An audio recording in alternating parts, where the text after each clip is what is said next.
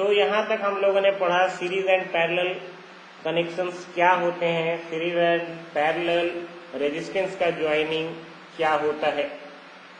Then अब हम लोग पढ़ेंगे सीरीज एंड पैरेलल सर्किट का डोमेस्टिक इलेक्ट्रिक सर्किट पे कहाँ कौन से फायदे कर हैं, कहाँ कौन उसमें प्रॉब्लम है, क्या प्रॉब्लम है, ये सब के रिगार्डिंग हम लोग पढ़ेंगे। यानी रियल कंडीशन में advantages and disadvantages of series and parallel connection for the domestic electrical circuit.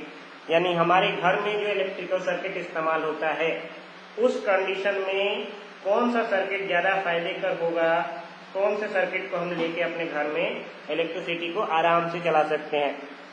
So series connection में हम लोगों ने देखा था एक कंडीशन कि सीरीज कनेक्शन में जितने भी रेजिस्टेंसेज एक साथ जोड़ दिए जाते हैं उस रेजिस्टेंसेज का जो सम है वो पूरे सर्किट के टोटल रेजिस्टेंस के बराबर हो जाता है। यानी टोटल सर्किट का जो रेजिस्टेंस है वो इंडिविजुअल रेजिस्टेंसेज के सम के बराबर हो जाता है। इट मीन्स कि अगर ये 8 है, ये 16 है और ये तुम्हारा फिर से 8 है, तो पूरी सर्किट का रेजिस्टेंस, मान लो यही हमारे घर का एक अरेंजमेंट है, घर में जितने बल्ब पंखे जो हैं इसी तरह से सीरीज के तरह से जोड़े हुए हैं, तो पूरे सर्किट का यानी पूरे घर का रेजिस्टेंस जो है तुम्हारा कितना हो जाएगा, बहुत काफी हाई हो जाएगा, 32 ओम का हो जाएगा पूरे घर का रेजिस्टेंस तुम्हारा, अगर इस कंडीशन से हम लोग जोड़े तो। लेकिन अगर मान लो हम लोग पैरेलल की तरह जोड़े सर्किट को, देन इस कंडीशन में क्या होगा, ये मान लो 8 ओम, ये 16 ओम एंड ये again it is also 8 ohm. Then जब इसको हम कंबाइन करेंगे तो इसका फॉर्मूला ये है, रेसिप्रोकल्स के सम के बराबर होता है। तो इसको जब हम लोग सम करेंगे तो पाएंगे कि टोटल जो हमारे सम रेजिस्टेंस होंगे या रिजल्टेंट रेजिस्टेंस जो होगा वो 8 ओम से भी कम होगा, 8 ओम से भी कम होगा वो रेजिस्टेंस। तो इससे हमें फायदा क्या मिल रहा है कि अगर हम लोग पैरेलल में सर्किट जोड़ें तो हमको पूरा जो सर्किट का रेजिस्टेंस है वो कम हो जाएगा, जो कि हमारे लिए बहुत कुछ चीजों को बचा सकता है। रेजिस्टेंस कम होगा तो हमारे घर पर कम दबाव पड़ेगा। सिंपल कहानी है, रेजिस्टेंस ज्यादा है तो बहुत काफी लोड होगा, रेजिस्टेंस कम है तो बहुत कम लोड होगा। सो डिपेंडिंग ऑन सिचुएशन हम लोग बहुत मिनिमम जगह ही सीरीज सर्किट का इस्तेमाल करते हैं। ज्यादातर और 99% जो केस है उस कंडीशन में हम लोग पैरेलल सर्किट का इस्तेमाल करते हैं। पहले मैं एग्जांपल दे देना चाहता हूं कहाँ पे हम लोग सीरीज सर्किट का इस्तेमाल करते हैं। दीपावली के समय पे या फंक्शंस के समय पे लोग वो ट्विनिंग बल्ब लगाते हैं। ट्विनिंग बल्ब जो पहले लगता था या अभी भी ले आते हैं टेंट वाले, वो सब बल्ब जो कि किसी फंक्शन के समय में सजाते हैं, पूरा वो लंबा गुच्छा रहता है बल्ब का, उसको लगा देते हैं। वहां पे सारे बल्ब जो है वो भी एक रेजिस्टेंस है और सारे बल्ब को एक दूसरे से सीरीज में जोड़ा रहता है। इसलिए उसमें एक प्रॉब्लम और होता है, ध्यान दिए होगे तो, अगर उसमें का एक बल्ब फ्यूज हो जाता है तो उस पार्ट का जितना भी बल्ब है वो जलना बंद कर देता है। ये ध्यान दिए होगे, ये सर नो। तो उस पार्ट का पूरा बल्ब खराब हो जाता है, फिर जाके उसको जब रिपेयर किया जाता है तब जाके वो पार्ट सही होता है। लेकिन ऐसे कंडीशन में हम सीरीज रेजिस्टेंस के कॉम्बिनेशन का ही इस्तेमाल करते हैं, बिकॉज वहां पे वही रिक्वायरमेंट है। देन उसके बाद जितने भी चीजें, हमारे पंखे हैं, हमारे रेफ्रिजरेटर हुआ, चाहे कोई भी इलेक्ट्रिकल अप्लायंस हुआ जो हम घर में जोड़ते हैं, वो सभी को हम लोग पैरेलल में लगाते हैं। इसके लिए बहुत सारे एडवांटेजेज एंड डिसएडवांटेजेज हैं। We will go through them one by one, एक एक करके हम लोग देखेंगे क्या क्या डिसएडवांटेजेज हो सकते हैं सीरीज सर्किट के हमारे घर में। पहला वही कंडीशन कि अगर सीरीज सर्किट का एक भी रेजिस्टेंस फेलियर में जाता है, ये खराब हो जाए, ये खराब हो जाए, चाहे ये खराब हो जाए, तो क्या होगा, पूरा का पूरा हमारा सर्किट काम करना बंद कर देगा। सो अगर एक भी रेजिस्टेंस में, और resistance is your electrical appliance in the real case, so एक भी इलेक्ट्रिकल अप्लायंस में कोई प्रॉब्लम आ जाता है, पूरे का पूरा घर तुम्हारा डैमेज हो जाएगा, घर में बिजली आना बंद हो जाएगा, कोई भी और चीज काम नहीं करेगा। यानी घर का एक पंखा डिफेक्टिव हो गया, एक बल्ब फ्यूज हो गया, पूरा का पूरा घर का सारा सर्किट बंद हो जाएगा, सब काम करना बंद कर देगा। तो ये एक बहुत बड़ा हेडक है। तो इसलिए हम लोग सीरीज सर्किट इस्तेमाल नहीं कर सकते हैं।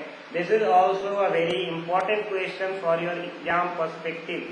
Disadvantages of series circuit in domestic wiring or advantages of parallel circuit in domestic wiring, or compare the pros and cons of the series and parallel circuit in the domestic wiring।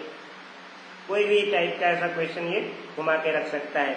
तो पहला उसमें problem disadvantages है कि एक भी हमारा resistance और electrical appliance अगर काम करना बंद किया तो पूरा का पूरा सर्किट हमारा बेकार हो जाएगा, यानी सारे अप्लायंस काम करना बंद कर देंगे। दूसरा, अब मान लो हम लोग कोई भी पंखा है, बल्ब है, उसको एक एक स्विच से जोड़ते हैं, एक पंखे का स्विच अलग, एक बल्ब का स्विच अलग, एक घर में मिनिमम तुम्हारे 4-5 स्विच रहते हैं जिससे कोई कोई तुम्हारा इलेक्ट्रिकल अप्लायंस चलता है। अब मान लो इस तरह का हमारा सीरीज टाइप का सर्किट है, इसमें हम स्विच लगा कहाँ सकते हैं, कहीं भी एक जगह हम स्विच लगा सकते हैं, यहाँ लगा दें, यहाँ लगा दें, कहीं भी एक जगह। बट ट्रू केस में हम लोग, जो मैंने लास्ट क्लास में बताया था, वो स्विच इसी के स्टार्टिंग में रेजिस्टेंस से पहले कहीं भी लगा सकते हैं। तो यहाँ पे जब हम लोग स्विच लगा दें तो प्रॉब्लम क्या आएगा, अगर हम एक स्विच को ऑफ कर देते हैं, एक स्विच को ऑफ कर देते हैं तो ये भी नहीं जलेगा, ये भी नहीं जलेगा, ये भी नहीं जलेगा, यानी एक रूम का स्विच दबा, सारे रूम में लाइट कट गया। एक रूम का स्विच ऑन होगा, सारे रूम का लाइट ऑन हो जाएगा। बहुत अनकंफर्टेबल है या इरियलिस्टिक सिचुएशन है ये। किसी कोई घर में तुम्हारे ही भाई बहन पढ़ रहे हैं या टीवी देख रहे हैं, या तुम्हारे पेरेंट्स हैं न्यूज देख रहे हैं, वो चाहेंगे कि न्यूज देखें, तुम चाहोगे कि अब टाइम हो गया, पढ़ने लिखने का टाइम खत्म हो गया, हम सोने चले, तो तुम लाइट ऑफ करना चाहोगे, वो अपना अप्लायंस चलाना चाहेंगे, बहुत बड़ा हेडक हो जाएगा। यानी सीरीज सर्किट अगर हो तो उसको हम लोग एक स्विच से ही कंट्रोल कर पाते हैं, और एक स्विच से कंट्रोल अगर करेंगे तो सारे अप्लायंस हमारे प्रॉपरली फंक्शन नहीं करेंगे, सारे एक साथ ऑफ होंगे, सारे एक साथ ऑन होंगे, जो कि बहुत बड़ा हेडेक है फिर से। तो ऐसे कंडीशन से भी ये भी एक बहुत बड़ा डिसएडवांटेज है सीरीज सर्किट का। तीसरा, अगर मान लो ये हमारा दोनों सेल जो है 10-10 वोल्ट का सेल है, just assumption I am doing, 10-10 volt का एक सेल है और दो सेल मिलके हमारे 20 वोल्ट का एक बैटरी बना रहा है। तो पूरी जो 20 वोल्ट है, it means your potential difference of 20 volt will be unitely taken by this resistance and this resistance। तीनों रेजिस्टेंस मिल के 20 वोल्ट का बंटवारा कर लेंगे, बराबर होगा अगर रेजिस्टेंस बराबर होंगे, अगर कम ज्यादा पावर के रेजिस्टेंस होंगे देन वो अलग अलग वोल्टेज को अपने में डिस्ट्रीब्यूट कर देंगे।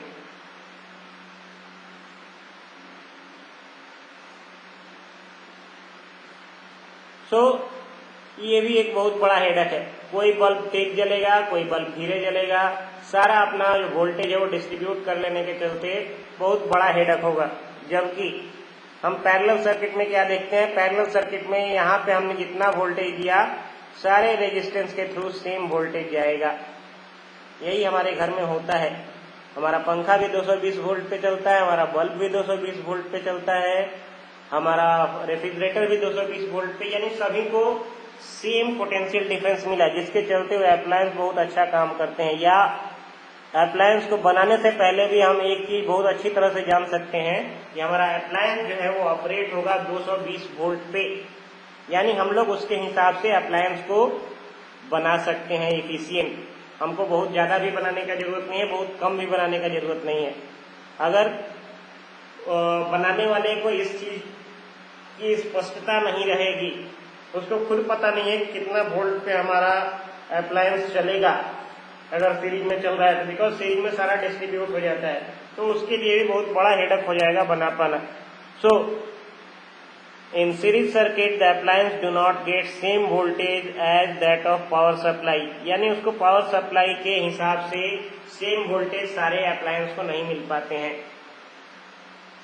Then last condition, overall resistance जो है पूरे सर्किट का बहुत काफी बढ़ जाता है।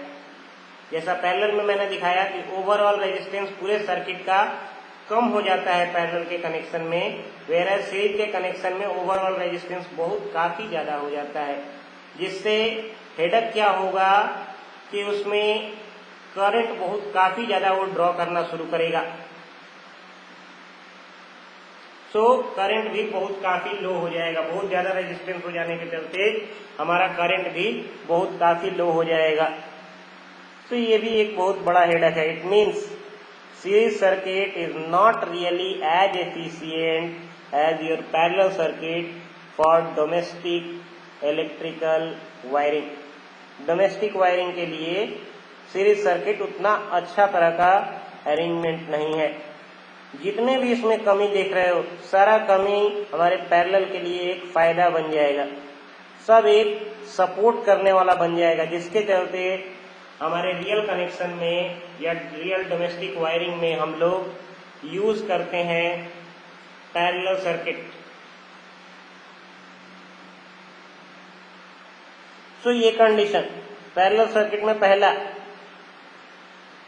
अगर एक अप्लायंस खराब भी होता है दूसरा अप्लायंस पे उसका कोई अंतर नहीं पड़ेगा। मान लो ये फ्यूज, ये हमारा बल्ब जो है या ये अप्लायंस है, ये खराब हो गया, जल गया किसी कारण से, जैसे कि होता है जनरली, एक बल्ब फ्यूज कर गया तो दूसरा बल्ब आराम से जल रहा है, बिकॉज उसके लिए सर्किट कंप्लीट हो रहा है। ये बल्ब पार्ट जल गया तो ये सर्किट कंप्लीट नहीं है, ये पार्ट कंप्लीट नहीं है, लेकिन दूसरा पार्ट पैरेलल में है, इसलिए ये पार्ट कंप्लीट है पूरे सर्किट से, ये पार्ट पूरे सर्किट से कंप्लीट है, तो कोई प्रॉब्लम नहीं पड़ने वाला है इस बल्ब के चलते उसको। सो पूरा सर्किट हमारा आराम से चल रहा है पैरेलल में। ये हमारा कमी था सीरीज के लिए, जो कि कमी को ओवरकम कर गया पैरेलल सर्किट। देन दूसरा, अगर मान लो हम लोग सब में ले जाके यहाँ पे स्विच जोड़ते हैं, इस पॉइंट पे, जो कि रियल केस में जोड़ा जाता है, इस पॉइंट पे स्विच जोड़ते हैं, ये उसके बाद सेकंड के लिए यहाँ पे, थर्ड के लिए यहाँ पे, तो क्या होगा, ये स्विच ऑफ करेंगे तो सिर्फ ये रेजिस्टेंस कट में जाएगा।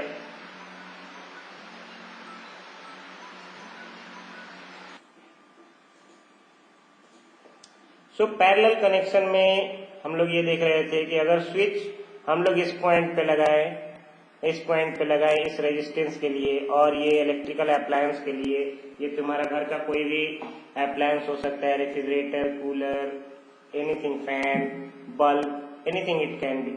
सो इस पॉइंट पे हम लोग स्विच लगाए तो क्या होगा, यहाँ से इसको हम स्विच ऑफ करेंगे तो सिर्फ एक रेजिस्टेंस ऑफ में जाएगा, दूसरा रेजिस्टेंस आराम से प्रॉपरली काम कर सकता है।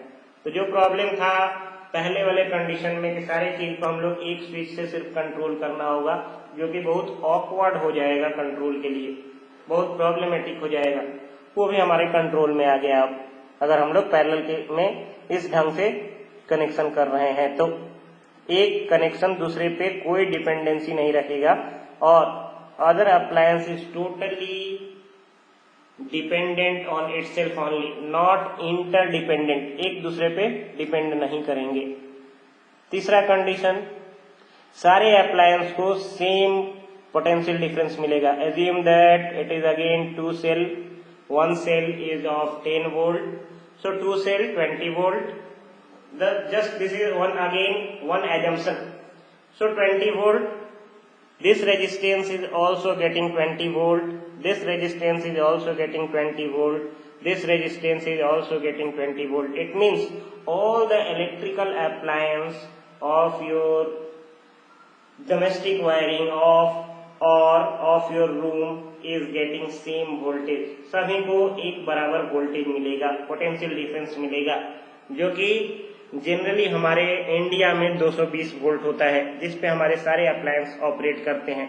अलग अलग जगह के लिए ये अलग अलग है, कहीं पे 200 पे चलता है, कहीं पे इवन उससे भी हाई पे चलता है, उसके अप्लायंस उसके बेसिस पर बनाए हुए हैं, बट ज्यादातर ये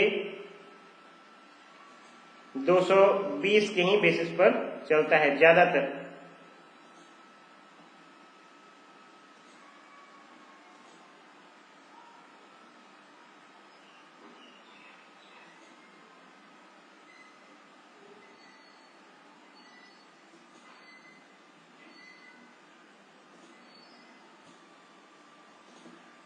सो इस कंडीशन में सारे रेजिस्टेंसेस को और सारे इलेक्ट्रिकल अप्लायंस को सेम वोल्टेज मिलेगा, सेम पोटेंशियल डिफरेंस मिलेगा, जो कि फिर से एक बहुत बड़ा बेनिफिट है।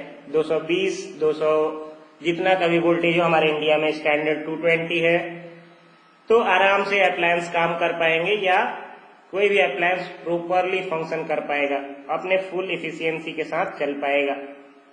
जैसा कि तुम लोगों ने भी देखा होगा, हर तरफ बक्सर में एक बार नहीं, गर्मियों के दिन में तो बहुत बार होता है, अर्थिंग हो जाता है, लोग बोलते हैं, उनके घर में लाइट धीरे जलने लगता है। ऐसे कंडीशन में रेफ्रिजरेटर बंद हो जाते हैं, कूलर रखे हो तो कूलर भी चलना बंद कर देता है। तुम्हारे हैवी अप्लायंस जो हैं वो कम्प्लीटली बंद हो जाते हैं। जो लाइट अप्लायंस है, बल्ब है चाहे CFL है, वो थोड़ा डीम हो जाता है, पंखा थोड़ा कम चलने लगता है, जो कि बहुत बड़ा फिर से एक हेडक है। सो ऐसे कंडीशन में अगर सिमिलर वोल्टेज मिले हमारे सारे सर्किट के अप्लायंस को तो बहुत अच्छा हो, नहीं मिलता है तो बहुत बड़ा हेडक हो जाता है, जो कि सीरीज में वो कंडीशन बन रहा है, बट पैरेलल में ये कंडीशन इरेडिकेट हो जा रहा है या सही हो जा रहा है। Then in parallel connection the overall resistance of household circuit, जो ओवरऑल रेजिस्टेंस है पैरेलल कंडीशन में वो कम हो जा रहा है। जो मैंने यहाँ से बताया कि पूरे होम का जो तुम्हारा रेजिस्टेंस है, अगर उसको एक साथ पैरेलली जोड़ दिया जाए तो तुम्हारे पूरे सर्किट का रेजिस्टेंस जो है उसका वैल्यू बहुत कम हो गया। इवन जितना का एक बल्ब लगाए हो, जितना उसका रेजिस्टेंस है, उससे भी कंपेयर्ड करके वो कम हो गया। तो ये भी एक बहुत बड़ा बेनिफिट है कि हमारे घर में जो है वो इलेक्ट्रिसिटी कम ड्रॉ होगा, पूरे सर्किट में इलेक्ट्रिसिटी कम ड्रॉ होगा, जिसके चलते पावर सप्लाई हाई रहेगा। पावर सप्लाई हाई होने के चलते आराम से सारे अप्लायंस काम कर पाएंगे। So these are the last point, again I am repeating, parallel connection होने के चलते ओवरऑल रेजिस्टेंस हमारे हाउस होल्ड सर्किट का डिक्रीज हो जाएगा, जिसके चलते करंट जो है पूरे सर्किट में हाई मिल पाएगा आराम से, और चीजें अच्छे ढंग से काम कर पाएंगी। So this is the total comparison regarding series and parallel circuit in the household wiring और in domestic wiring. Any doubt to anyone? जो मैं पॉइंट बोला बहुत सिंपल पॉइंट है।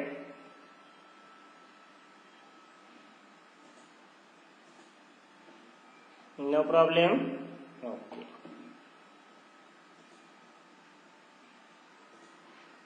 आदित्य ठीक है? आदित्य आजाद ठीक है ना? जो बताया समझ में आ रहा है? बोलो ये sir no.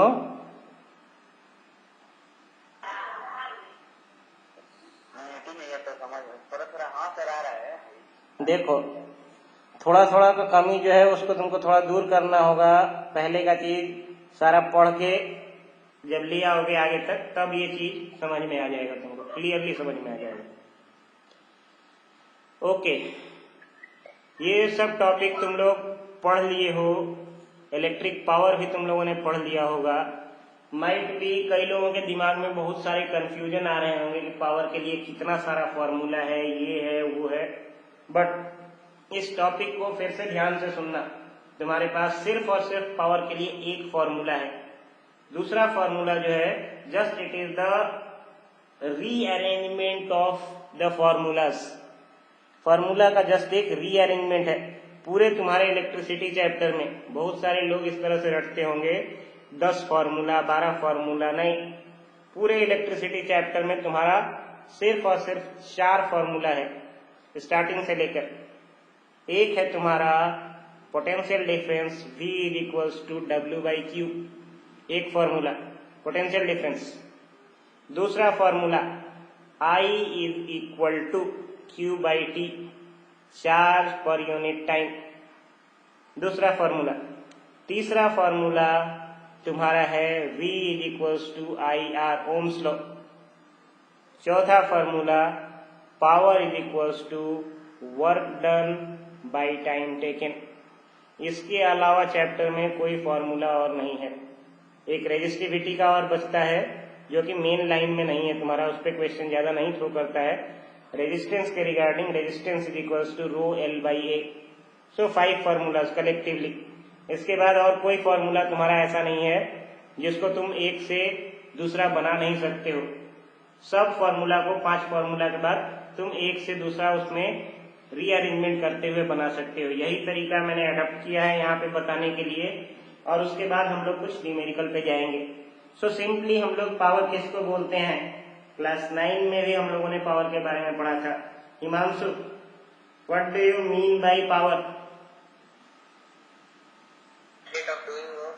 Yes, rate of doing work, यानी हमारा काम जो हो रहा है वो कितने रेट से हो रहा है, कितने तेजी से हो रहा है। It is actual efficiency of your circuit, कितने ताकत से वो काम हो रहा है हमारा। जैसे मान लो मैं एक काम बोलूं कि एक मशीन है, मान लो ब्रेड बनाने वाला मशीन है, एक मशीन है ब्रेड बनाने वाला, वो 10 मिनट में तुम्हारा 20 पैकेट ब्रेड बना दे रहा है सिंपली। दूसरा मशीन है 10 मिनट में वो जस्ट 5 पैकेट ही ब्रेड बना रहा है। मशीन में कोई प्रॉब्लम है या ओल्ड ट्रेंड का मशीन लिया गया है, जिस कंडीशन से भी हो, तो हम लोग किसको बोलेंगे ज्यादा अच्छा है? जो 20 पैकेट ब्रेड हमारा बना दे रहा है, वो मशीन ज्यादा एफिशिएंट है, ज्यादा पावरफुल है। क्लियरली हम यही बोलेंगे। सो यही यहाँ पे हम लोग पावर के कंडीशन में लेते हैं। रेट ऑफ डूइंग वर्क, यानी वो कितना काम कर रहा है उसी कंपेरेबल टाइम में, work done per unit time. So electrical power कौन सा होगा हमारा? इलेक्ट्रिकल पावर होगा electrical work done per unit time. सिर्फ जनरल पावर से और इलेक्ट्रिकल पावर में इतना ही डिफरेंस है। जनरल पावर हमारा होता है work done per unit time, ये किसी भी वर्क के लिए है। बट इलेक्ट्रिकल पावर हम तब बोलते हैं if it is electrical power. Electrical power is a rate at which electrical energy, energy क्यों लिखा हुआ है? Because energy is equal to work done, energy work done के बराबर होता है। सो यहाँ पे एनर्जी का नाम दिया हुआ है। So simply electrical power is the rate of electrical energy consumed और produced in a electrical circuit, और rate of doing work by the electrical energy. Electrical energy कितना काम कर पा रहा है उसी के बेस पर हम लोग पावर को डिफाइन करते हैं। सो वर्क डन का यूनिट होता है हमारा जो कि एनर्जी के बराबर है। Work done is equals to energy, it is equal to joule, and this one T, the unit of T is second. So all totally unit of power is joule पर second. एक unit, 2 unit हम लोग इस्तेमाल करेंगे, but first one is joule पर second. So हम लोग कैसे डिफाइन कर सकते हैं 1 वाट पावर? सिंपल, यहां से मैथमेटिकल फॉर्मूला उठाओ और जिससे हम लोग क्लियरली बता सकते हैं when 1 joule of work is done by a machine in 1 second, ये 1 by 1 हो जाए सब। when 1 joule of work is done by a appliance, इस कंडीशन में होगा इलेक्ट्रिकल अप्लायंस, बिकॉज इलेक्ट्रिसिटी पे हम लोग यूज कर रहे हैं। 1 joule of work is done by an electrical appliance in 1 second, then power of that device is called 1 joule per second, और another unit of power is watt, जो कि 1 joule पर सेकेंड को हम लोग बोलते हैं 1 वाट। 1 जूल पर second is equal to 1 watt. ये इसका ऐसा यूनिट है वाट, जिसको हम लोग कैपिटल W से रिप्रेजेंट करते हैं। अब सब लोगों को ध्यान पे होगा कि हम लोग बल्ब खरीदने जाते हैं मार्केट में तो 100 वाट, आजकल का जो LED है 9 वाट, 11 वाट, 15 वाट, ऐसे करके हम लोग उस बल्ब को खरीदते हैं बाजार से। यही पावर है वो इलेक्ट्रिकल पावर, जो हम लोग वाट का नाम यहाँ पे देते हैं। इसी के बेसिस पर बल्ब या कोई भी अप्लायंस हम खरीदते हैं। रेफ्रिजरेटर भी हो उसके भी रिगार्डिंग भी पावर होता है तुम्हारा 500 वाट और 750 वाट, ऐसे करके हमारा इलेक्ट्रिकल अप्लायंस होता है। इलेक्ट्रिकल अप्लायंस में जो हाई पावर वाले चीज हैं वो हमारा एसी होता है, वो 2000 वाट का होता है। देन तुम्हारे घर के जलने वाले प्रेस आयरन ये अराउंड 750 वाट से लेके 1000 वाट का होता है। ये डिपेंड करता है, जिसमें हाई रेजिस्टेंस है वो हाई वाट का हमारा अप्लायंस होगा। देन यहाँ पे जैसा रिक्वायर्ड है, वाट जो है खुद में एक बहुत छोटा यूनिट होता है, तो जैसा कि दूसरे में भी हम करते हैं बड़े यूनिट की जहाँ पे जरूरत है, जैसे मीटर लेंथ के लिए बहुत छोटा यूनिट हो जाता है अगर हम लोग स्टेशन का दूरी मेजर करने शुरू करें या रियल डिस्टेंस मेजर करना शुरू करें, तो हम लोग एक यूनिट यूज करते हैं किलोमीटर्स।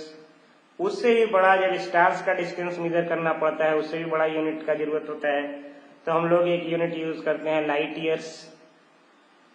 तो यहाँ पे भी वाट जो है एक बहुत छोटा यूनिट है, इसलिए हम लोग यूज करते हैं इसको किलोवाट में यूज करते हैं। सो कितना होगा 1 kilowatt is equal to 1000 watt. Simple कहानी वही जो केजी में होता है एंड ग्राम में, या मीटर और किलोमीटर में जो अंतर आता है, kilometers it means 1000 meter, 1 kilometer is equal to 1000 meter. So simply 1 kilowatt is equal to 1000 watt, जिसको मैंने अलग अलग फॉर्म में लिखा है यहाँ पे। और एक्चुअल कंडीशन में यही किलोवाट का ही यूनिट यूज किया जाता है। आगे चल के हम लोग देखेंगे, बिकॉज यही यूनिट हमारा आगे मैं उस पे आ रहा हूँ टॉपिक पे, जहाँ पे जैसे हम लोग इलेक्ट्रिकल एनर्जी का कंजम्पशन के लिए बिजली विभाग को पैसा देते हैं, किस रेट से पैसा देते हैं, कैसे वो कैलकुलेशन होता है, उसके बेसिस पर मैं धीरे धीरे तुम्हें लेके जा रहा हूँ।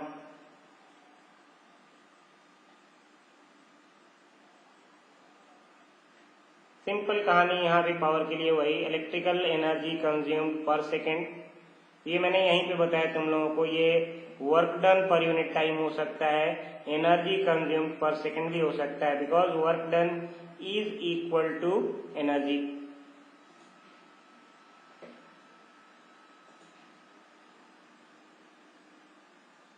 अब हम लोग जानते हैं work done is equal to voltage multiplied by current into time. बोलोगे ये कहाँ से आया, तो ये बता सकते हो थोड़ा भी? Work done is equals to voltage into current into time. ये इक्वेशन कोई भी देखो, इसको भी कहीं अलग से नहीं ले आऊंगा, मैं जनरेट करूंगा। क्या sir? Work done is equals to मैंने लिखा है VIT।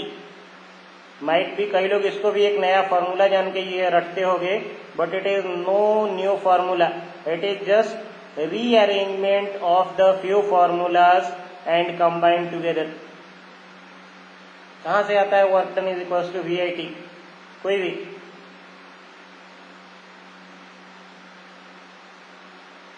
No one. ये मैं बिलीव नहीं कर सकता हूँ। अगर कोई जानते हो पीयूष पूछिए सर, हम बोलेंगे। तो पूछ ही तो रहा हूँ, बोलो। वर्क डन इज इक्वल, हाँ एक बार फिर से पूछना रिपीट करिए। देखो यहाँ पे क्वेश्चन ब्लिंक कर रहा है, work done is equals to V into I into T. ये फॉर्मूला कैसे आता है? ये सर एक इलेक्ट्रिक करंट का जो फॉर्मूला है उससे का और थोड़ा आगे से लेके चलो, और थोड़ा आगे से लेके चलो, आ जाएगा ये।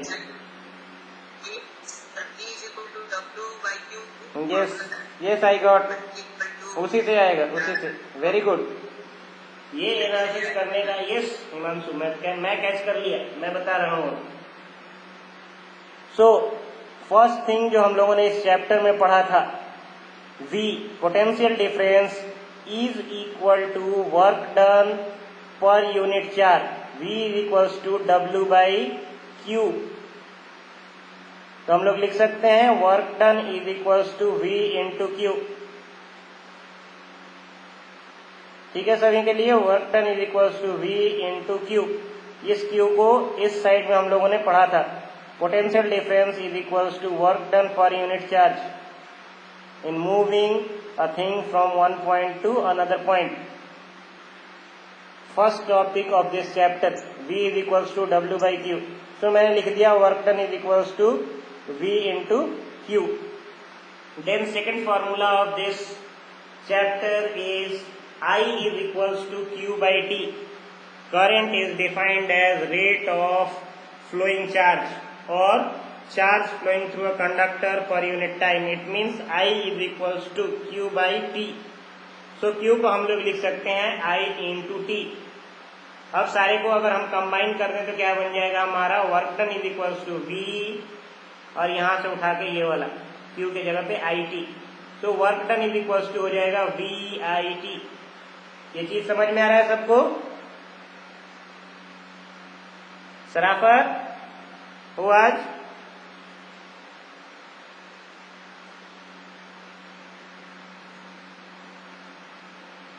नो। अंशु समझ में आ रहा है ना जो बोल रहा हूं? कहां से मैंने फॉर्मूला जनरेट किया, ये कोई नया फॉर्मूला नहीं है, just rearrangement of few old formulas. सभी को समझ में आ रहा है कहां से आ रहा है W is equals to VIT?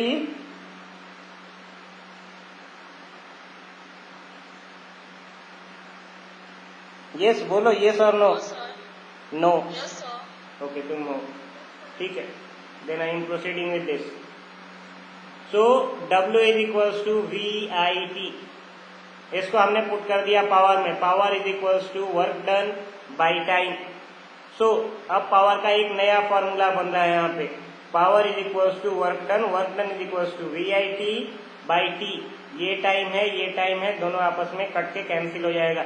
So power का एक नया फॉर्मूला बन रहा है यहाँ पे, power is equals to electrical power is equals to V into I।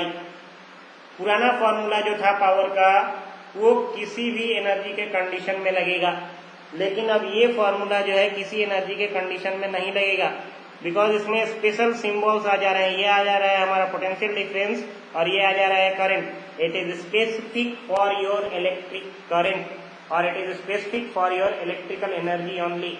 ये हम लोग इलेक्ट्रिकल एनर्जी में ही यूज कर सकते हैं, बिकॉज इलेक्ट्रिकल कंपोनेंट इसमें इस्तेमाल हो गए और इलेक्ट्रिकल सिंबल इस्तेमाल हो गए। यहाँ पे V हमारा जो है वो पोटेंशियल डिफरेंस है, I इज योर करंट। तो एक फॉर्मूला से दूसरे फॉर्मूला पे हम गए, ये कोई नया फॉर्मूला नहीं है, इट इज जस्ट रीअरेंजमेंट। तो ये सब रटने की जरूरत नहीं है, जहां पे भी भूलो जस्ट ऐसा ही मैथमेटिकल दिमाग लगाओ, फॉर्मूला चेंज करो, अपने बेसिस पर न्यूमेरिकल बना सकते हो। देन इसके बेसिस पर पावर का एक नया डेफिनेशन, 1 वाट ऑफ पावर हम किसको बोल सकते हैं, या एक नया यूनिट बन रहा है पावर का, voltage into ampere. It means this much volt ampere. ये भी एक पावर का यूनिट है, ऑल्दो ये स्टैंडर्ड यूनिट नहीं है। स्टैंडर्ड यूनिट हम लोग फिर से वही यूज करेंगे, वाट, जिसका बड़ा यूनिट है किलोवाट। सो एक नया डेफिनेशन पावर का यहां से हम दे सकते हैं, या 1 वाट इज इक्वल्स टू, एक नया डेफिनेशन दे सकते हैं हम, when the current of 1 ampere is flowing through 2 ends of an electrical circuit, when the potential difference applied across the 2 ends is 1 volt, is called 1 watt of power. Again I am repeating, the power of 1 watt can be defined as when the current of 1 ampere is flowing through the circuit in an arrangement where the potential difference is 1 volt in the applied circuit. ठीक है, clear for everyone?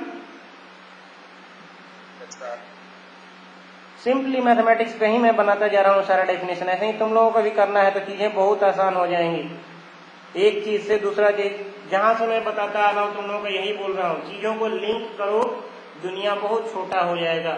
जो भी तुम्हारा part है physics का, mathematics का, बहुत छोटा हो जाएगा। एक दूसरे से लिंक करो, सबको जोड़ जोड़ के दिमाग में रखो, आराम से तुम सब सॉल्व कर पाओगे।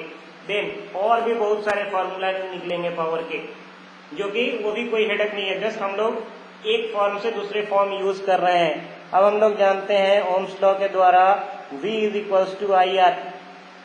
अब इस V का वैल्यू उठा के पुट कर देंगे हम लोग यहाँ पे, इट मीन्स V के जगह पे आई आर यूज कर देंगे। सो नेक्स्ट फॉर्मूला, बुक में भी इवन रेफरेंस बुक में भी डायरेक्ट उसमें बहुत सारे फॉर्मूला लिख दिए हैं, ये कहीं भी नहीं बताया है कि कहाँ से आता है work done is equals to VIT। कई बुक में तो ये दिया है कि आई स्क्वायर RT, ये सब कैसे जनरेट करोगे, कई बुक में डायरेक्ट जाके एक जगह पे NCERT में खास करके these are the all formulas of power, एक बार में उठा के लिख दिया है उसने। It is not really as that type of the things, it means उस तरह का ये बहुत काफी कठिन नहीं है। Ohm's law V is equals to I R, putting the value of V in equation 2, तो हो जाएगा हमारा power is equals to I into R into I, जो कि हमारा मिलके बनेगा power is equals to I square R। अब कोई बोले तो ये एक तीसरा फॉर्मूला जनरेट हुआ, बट ये भी एक फॉर्मूला का जस्ट रीअरेंजमेंट है। देन कोई बोले नहीं मैं V को नहीं पुट करूंगा यहाँ पे, मैं I को पुट करूंगा, so I is equals to V by R, तो उसको पुट कर दो। I is equals to V हमारा एज सच रह गया पावर में, and I is equals to V by R, तो ये बन गया V square by R, power is equals to V square by R। एक फॉर्मूला I स्क्वायर R, दूसरा formula V square by R, तीसरा फॉर्मूला तुम्हारा VI, और main formula हमारा power is equals to work done by time. वही formula हर जगह हम लोग उसी से रीअरेंजमेंट्स करते जा रहे हैं। Any doubt till this topic? यही सब फॉर्मूला, सभी फॉर्मूला उठा के कहीं इसको वर्क डन पे लगा देगा, कहीं इसको पावर पे लगा देगा, कोई फॉर्मूला उठा के टिक देगा, तो कोई अलग से फॉर्मूला नहीं है इसका, सिंपल वही फॉर्मूला, वही कहानी है हमारा। Power is equals to work done per unit time और रेट ऑफ डूइंग वर्क और rate of consumption of energy, उसके बाद सारा फॉर्मूला उसी पे बनाया गया है सिर्फ। Any doubt? Then I can proceed to a numerical, simple numerical. कोई दिक्कत नहीं है यहाँ पे, किसी भी फॉर्मूला को जनरेट करने में खुद से जनरेट करोगे थोड़ा दिक्कत आएगा पहले अटेम्प्ट में, लेकिन चीज को कैच करो कि मैं क्या बोल रहा हूँ, बहुत आसान है इधर से उधर जंप करना। ओके, देन फर्स्ट क्वेश्चन, चलो नो डाउट, कोई दिक्कत नहीं, आंसर दिख भी जाए। First question, N electric bulb connected to 220 volt generator, the current is 0.50 ampere, find what is the power of the bulb। यानी एक बल्ब में इलेक्ट्रिक जनरेटर जो है 220 वोल्ट का पोटेंशियल डिफरेंस सप्लाई कर रहा है, और वो बल्ब जो है 0.5 एम्पियर का करंट ड्रॉ कर रहा है, यानी वो बल्ब कितने पावर का है। Very simple question. Power is equals to VI, V in voltage, I current in amperes। अगर इसमें मिली एम्पियर हो, मिली वोल्ट हो या कुछ और दिया हो तो उसको हम लोग स्टैंडर्ड पे ले आएंगे, तभी जाके वो वाट होता है। तो उसको स्टैंडर्ड हम लोग वोल्टेज और एम्पियर में ले आएंगे, देन डायरेक्टली मल्टीप्लाई करेंगे। मल्टीप्लाई करने पे आया कि उस बल्ब का पावर जो है, उस बल्ब का जो पावर है इट इज 110 वाट, वो 110 वाट का बल्ब है। Okay, I want you people to do this question, try out करो 2 मिनट के लिए। An electric bulb is rated 220 volt and 100 watt। When it is operated on 110 potential difference, the power consumed will be, power कितना वो consume करेगा।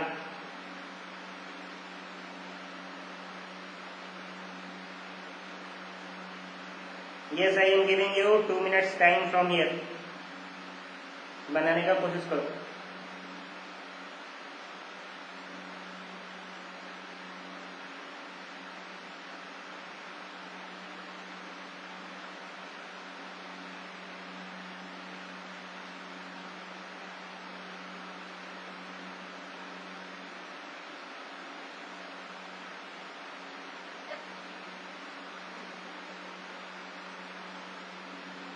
Yes, anyone is telling answer? बोलो. No. Then question अभी दिखा रहा हूँ मैं, उसके बाद आंसर बोलूँगा. 50 watt. आंसर जो है वो है तुम्हारा 25 वाट. आंसर आ गया. Okay. So, good afternoon, sir.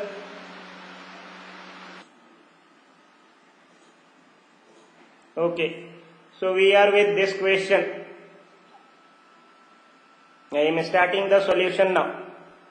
इसमें तुमको पावर का एक फॉर्मूला यूज करते हुए सिंपली इसमें से तुमको रेजिस्टेंस अगेन कैलकुलेट करना होगा.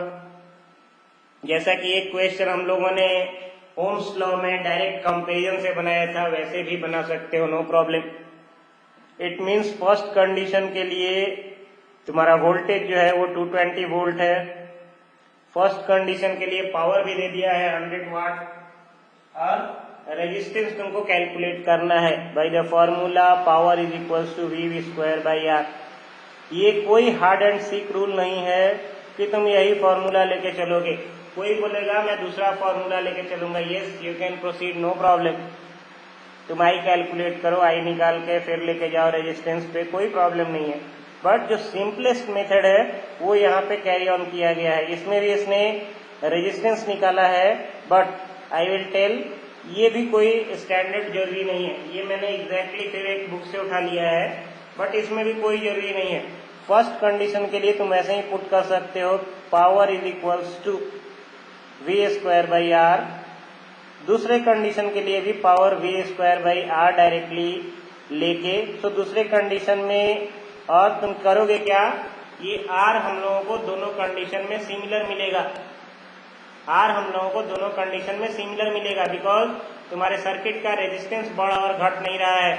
यानी तुम इसको कर सकते हो R is equals to V square by P, पहला कंडीशन. सेकेंड कंडीशन में भी R is equals to V square by P. ये दोनों कंडीशन एक साथ लगा के और डायरेक्ट तुम इसको निकाल सकते हो. इट मीन्स ये यहां से यहां अब कैलकुलेशन ना करते हुए 220 इंटू 220 छोड़ दो बाई 100 ये पावर.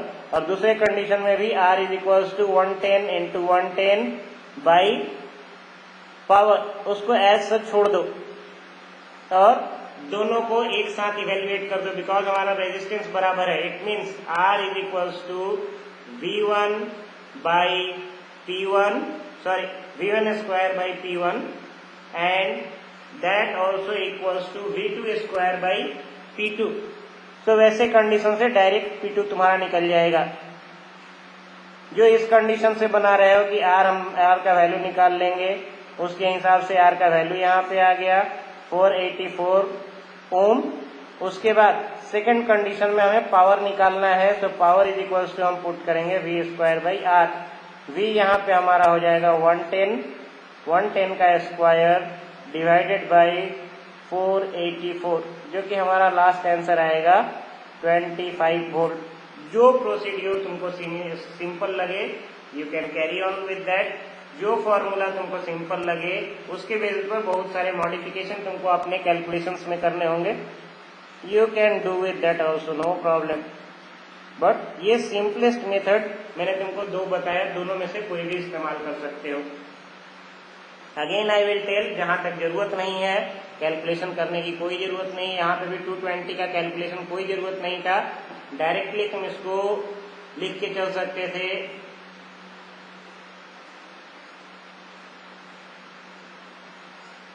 (220) इंटू 220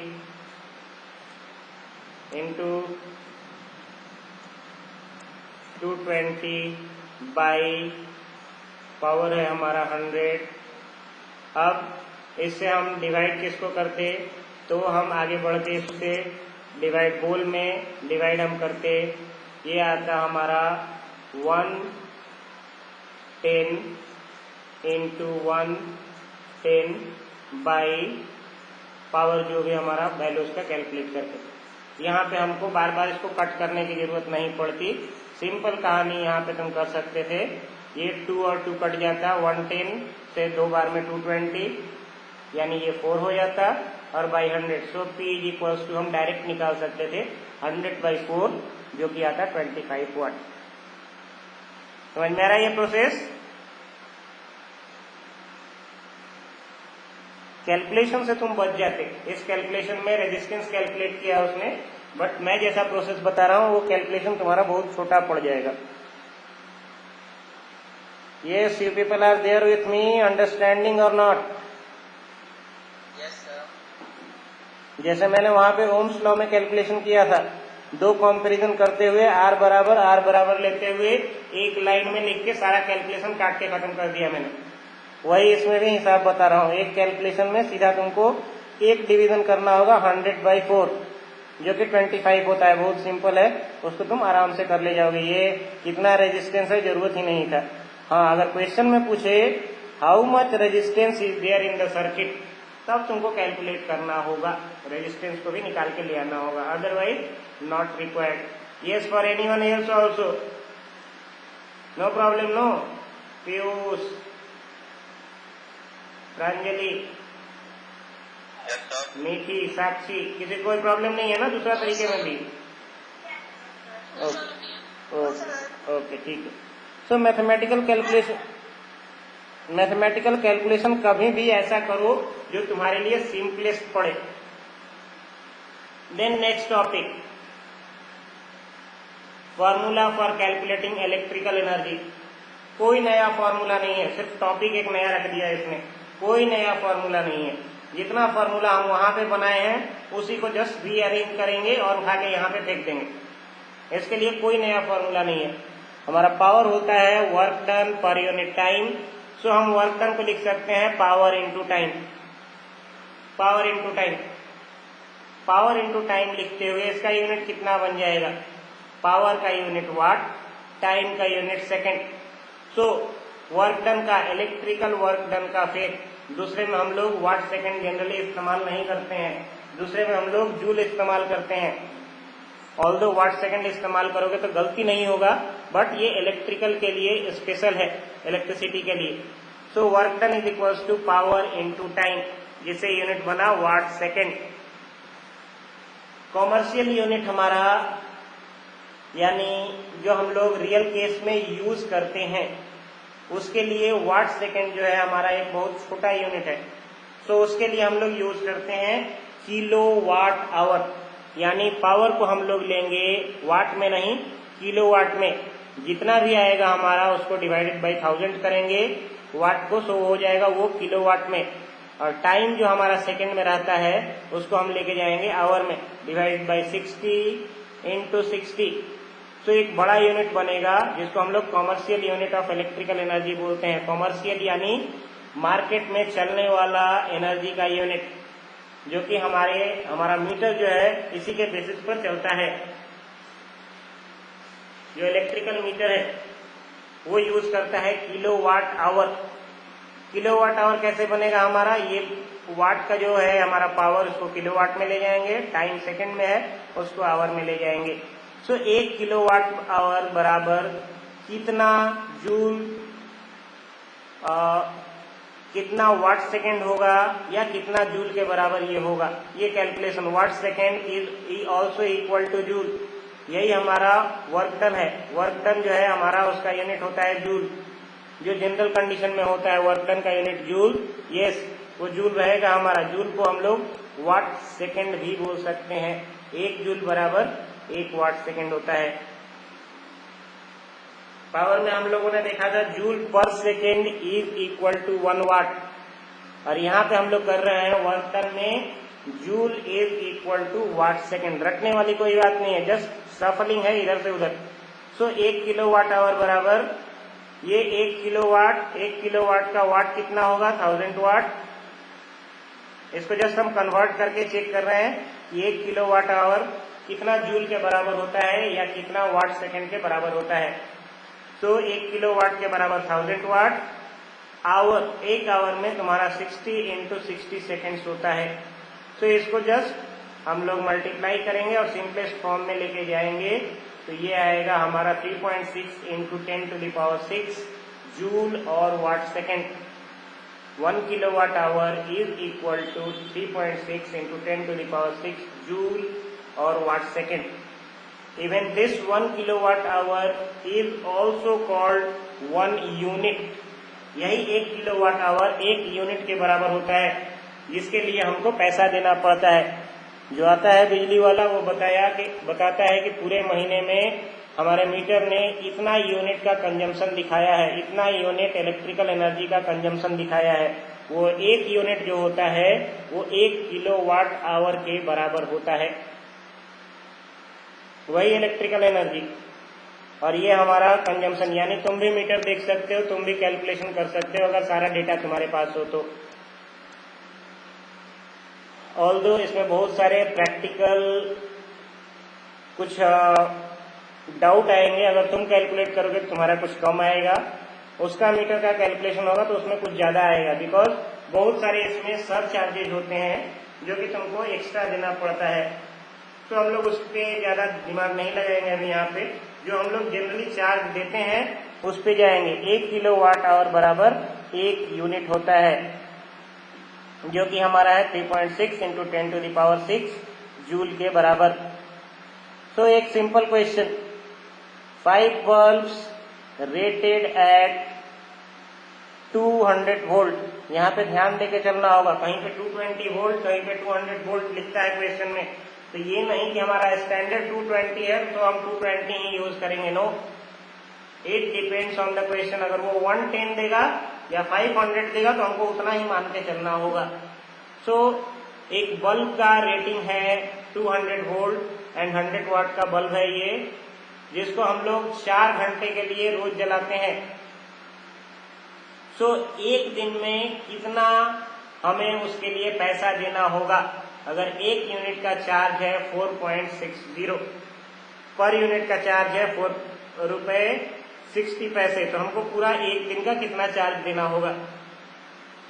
तो एक बल्ब का पावर 100 वाट, उसके लिए वोल्टेज पोटेंशियल डिफरेंस 200 वोल्ट है। टाइम हम लोग एक दिन में कितना इस्तेमाल कर रहे हैं? 4 घंटा। और 1 यूनिट का चार्ज कितना है? 4.60। तो पहला हम कैलकुलेट करेंगे 5 बल्ब मिलके हमारा कितना पावर कंज्यूम कर रहा है। 5 बल्ब मिलके हमारा पावर कंज्यूम कर रहा है 100 इंटू 5, यानी 500 वाट हमारा कंजम्पशन हो रहा है। हमारा यूनिट जो होता है 1 यूनिट वो किलोवाट आवर में होता है। तो धीरे धीरे मैं यहीं से इसको चेंज करते हुए लेके चल रहा हूँ। तो जो पावर हमारा वाट में आया उसको मैंने किलोवाट में कर दिया। 500 watt is equal to 0.5 kilowatt. अब इसके बाद हम लोग पावर कैलकुलेट कर रहे हैं, एनर्जी कैलकुलेट कर रहे हैं। सो टाइम हमारा 4 आवर्स है। टाइम में कोई चेंज की जरूरत नहीं है, बिकॉज ये सेकंड में नहीं दिया हुआ है, आवर में दिया हुआ है। सो डिपेंडिंग ऑन दिस हम लोग डायरेक्ट इसको यूज करेंगे। Energy is equals to power into time, power 0.5 kilowatt and time is 4 hour. So multiply करने पे यह आएगा 2 किलोवाट आवर। जो इसको वाट में लेके चलेंगे, पहले से टाइम को सेकंड में लेके जाएंगे, फिर से उनको किलोवाट आवर में सारा कैलकुलेशन एनर्जी का करके ले आना पड़ेगा। तो तुम ये चीज को इनिशियली जान रहे हो, तो आराम से कैरी ऑन करके शुरू से ही किलोवाट आवर में चेंज करने का उपाय करके लेके चल सकते हो। वही मैंने यहाँ पे प्रोसेस फॉलो किया है। देन 2 किलोवाट आवर यानी 2 यूनिट का हमारा बिजली कंज्यूम होगा। 2 यूनिट एनर्जी हमारा इलेक्ट्रिकल एनर्जी कंज्यूम किया ये सर्किट ने एक दिन में, बिकॉज एक दिन में 4 घंटा जलता था। सो 2 यूनिट का चार्ज हमको एक दिन के लिए देना पड़ेगा। 2 यूनिट, 1 यूनिट के लिए चार्ज है 4.60, जिसको हमने मल्टीप्लाई किया 2 यूनिट से, इट इज कमिंग एज ₹9.20। तो इतना एक दिन का चार्ज बनता है, 9 रुपए 20 पैसे। So this is the end of your today's topic. Any confusion in any question or in any topic?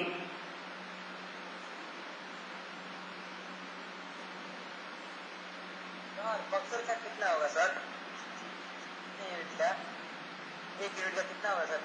Buxar का अब जनरली हो चुका है वो, क्योंकि देखो एक्चुअल जो यूनिट चलता है, मैंने बोला ना रियल कंडीशन से हमारा पढ़ाई थोड़ा अलग चलता है। रियल कंडीशन में सुन लो कहानी क्या होता है। रियल कंडीशन में होता है कि शुरुआत 100 यूनिट का, ये अलग अलग राज्य के लिए थोड़ा सा चेंज है। स्टार्टिंग 100 यूनिट का, जैसे पहले बीएसएनएल का तुम्हारा टेलीफोन का बिल लगा करता था, वैसे इसका कंडीशन है पहले 100 यूनिट का वो बोल देगा कि मैंने फिक्स कर दिया कि तुमसे हम 400 रुपया लेंगे, जिसमें बहुत सारे चार्ज आ जाते हैं। तुम्हारे मीटर का चार्ज है, या कोई प्रॉब्लम है उसको करेक्शन करने के लिए जो कोई तुम्हारा टेक्नीशियन आ रहा है उसका चार्ज है, सब कुछ को इंक्लूड करके जस्ट एक नियम बताया उसने कि पहला 100 यूनिट का हम लेंगे 400 रुपए। तो इसमें ये कंडीशन है, तुम हर महीने अगर 100 यूनिट नहीं भी जला रहे हो तो वो 400 रुपया ले लेगा, उसको वो फिक्स कर देता है। लेकिन उसके बाद का रेट होता है, मान लो 100 यूनिट से लेकर 200 यूनिट तक का चार्ज है 4 रुपया। 200 यूनिट से ऊपर बढ़ा तो 200 यूनिट से लेकर 400 यूनिट का चार्ज है 6 रुपया। उसके बाद 600 से ऊपर का जो चार्ज है वो है 8 रुपया।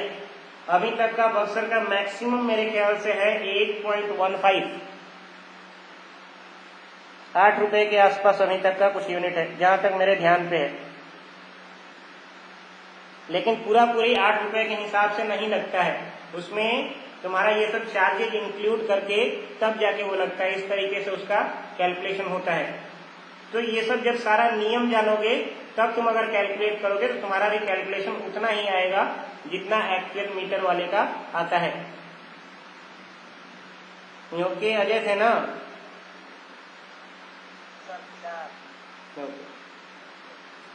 Any more confusions?